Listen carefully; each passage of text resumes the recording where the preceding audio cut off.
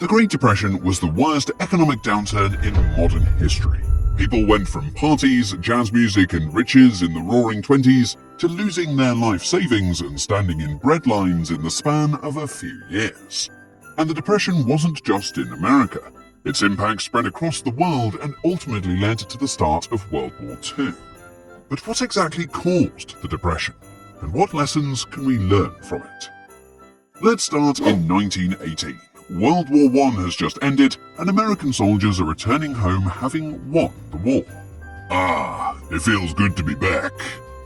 During the war, women had for the first time begun to enter the workforce, and with men returning now, the economy saw a post-war boom. This economic boom, alongside a growing culture change, created the era known as the Roaring Twenties. At this time in Detroit, Michigan, a man named Henry Ford would revolutionize transportation with the Ford Model T car. Facing huge demand for the car, his company introduced the process of the moving assembly line. This mass production dropped the car's price from $780 in 1910 to $290 in 1924, making it the first inexpensive car for the masses. By 1927, the 15 millionth Model T would roll out of the factory. You get a car, you get a car, everyone gets a car. Many companies would copy this assembly line process to mass-produce other inventions, including the radio, washing machine, and vacuum. With mass production of new products and improved advertising using the radio, the age of consumerism had officially begun. Everyone wanted the latest and greatest new product. To help with the demand, banks began giving out loans more freely to people, so that they could buy these new products on credit with money they didn't yet have. Times were good. People were partying, there was jazz music, and a spirit of social liberation. Good to see you at the party, old sport. Prohibition had started in 1920, but meant little to this new generation. The parties were bigger, the morals were looser, and Wall Street became the place to be. From 1921 to 1929, the US stock market increased sixfold, driven by the post-war boom, easy credit, and all the demand for new consumer products. As the public learned about these incredible returns from the stock market, everyone began putting money in and talking about it more. This created a snowball effect, where as the stock market continued to go up, people began to blindly sink all their savings into stocks, and some even took out loans, which further drove prices up. When people believe no price is too high for a stock, that can be a warning sign that the price is no longer based on fundamentals, and may have been driven up to irrational levels. Although stock prices were reaching new highs, something wasn't right. By the mid-1920s, the economy and demand for products had slowed drastically. With Europe still recovering from the aftermath of World War I, and few countries being able to afford the new consumer items, global trade was stalling. This didn't matter as people were still overwhelmingly optimistic and expected the stock market would continue to see record yearly performances each year. Extreme greed and unrealistic fantasy filled the air. With margin, people could even buy stocks for only 40 to 10% of the actual stock price, and then pay off their loan when the stock sold for large profits. I would like to take out a loan. Sure, what for? A house, a business, a farm? To buy stocks. Fine by me, here you go. By 1929, 40% of US consumer debt was being used to purchase stocks. And in that same year, the US had just elected a new president, Herbert Hoover, who famously said, "We in America today are nearer to the final triumph over poverty than ever before in the history of any land. The poorhouse is vanishing from among us." To many people, a skyrocketing stock market was a sign of a healthy, booming economy. But things were about to take a dark turn. Catastrophe would hit. On October the 24th, 1929, a day that became known as Black Thursday, the stock market would see heavy liquidation, with a record 12.9 million shares sold, and the entire stock market fell 11%. This day marked the beginning of the Great Depression, and the following week there would be Black Tuesday, where the market fell 12%, with a record-breaking 16.4 million shares sold. Eventually, in the span of 2 weeks, stocks had lost about a third of their value. People who had borrowed money to invest were crushed, and many people lost their life savings. However, the worst was yet to come. The common belief is that the stock market crash caused the Great Depression, but this is not entirely true. The stock market triggered a recession, but the real cause of the Great Depression was that many banks had extended too many bad loans and were speculating too much. At this time, many US banks were small and independent shops that lent out a large amount of their assets to people for stock market speculation. As the stock market crashed, these banks went out of business overnight. There was no deposit insurance at the time, so if a local bank closed its doors, people lost their money. With headlines of many banks shutting down, people began to panic and pull their savings from healthy banks. This created bank runs on otherwise healthy banks that had to turn around and try to get all their customers' money all at once.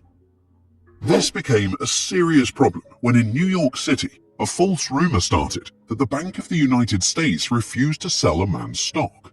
This was enough to cause over 25,000 people to crowd the bank, and by the end of the day, $3 million had been withdrawn from the bank. Fear was in the air, and worried of a larger bank run they couldn't handle, the Bank of the United States closed its doors and asked the state to take over the bank's assets. Soon after, the bank failed to get support for a short-term loan to stop the bank run and would ultimately close its doors for good. It accounted for a third of the total $550 million deposits lost in the Depression. This sent shockwaves across the banking industry, and many banks began to call in loans and sell assets in order to stay liquid. 1/3 of banks in America would ultimately fail in this time period. Hey Joe, I just sold my car and have a few bucks now to pay you back. Which bank are you with again? Are you crazy? Not a chance I'm leaving my money in any of those banks again. With people choosing to hold their money outside of banks, the money supply in the US declined 31% from 1929 to 1933. And deflation has devastating effects on an economy. By causing the value of money to go up, it reduces consumers' willingness to spend money, discourages investment, and increases the burden for those in debt. All of this leads to wages and income falling. And through this all, the Federal Reserve stood back, allowing this money supply contraction and the banking failures to happen without any intervention. A crucial mistake that has been widely criticized for making the Depression much worse than it needed to be. Through all of this, US President Herbert Hoover had no idea how to fix this and would largely be blamed for the lasting duration of the Depression. Following the initial stock market crash, there was a growing sentiment for isolationist and protectionist policies. In 1930, he passed the Smoot-Hawley Tariff Act to protect US farmers and other industries from foreign competitors. It increased tariffs on foreign imports to the US by about 20%, which then immediately led to 25 countries retaliating and putting their own tariffs on American goods. Global trade would plummet even further from this, declining 66% worldwide from 1929 to 1934. Global trade was a relatively small piece of the American economy at the time, but this policy only made things worse. In total, the Great Depression would last over 10 years and mark the worst economic downturn in the history of the modern world. The Dow Jones would fall 90% from its high in 1929, and many lost their jobs as companies shut down en masse.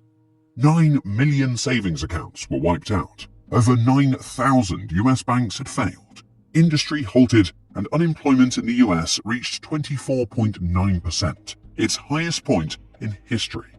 To make matters worse, there was a period of severe dust storms in the middle of the US that caused drought, high winds, and hurt many farms in what became known as the Dust Bowl, the worst man-made ecological disaster in American history. As farming in the US slowed down, and with 1/3 of Americans still in agriculture, this would have massive consequences. Homelessness and breadlines became a common sight. In America, there would be 34 million people without any income. Shantytowns began appearing across the country and got the nickname Hoovervilles after the now disgraced president. Could it get any worse?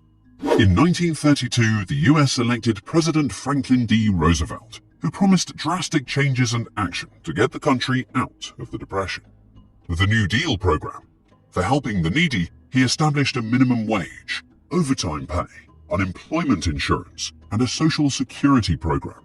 As for major banking reforms, he enacted federal deposit insurance on bank deposits to help prevent bank runs. And he also added the Securities and Exchange Commission for better reporting and scrutiny on public companies. FDR's New Deal programs helped to stabilize the banking industry and restore the public's confidence. However, it would still take several years for the US economy to fully bounce back.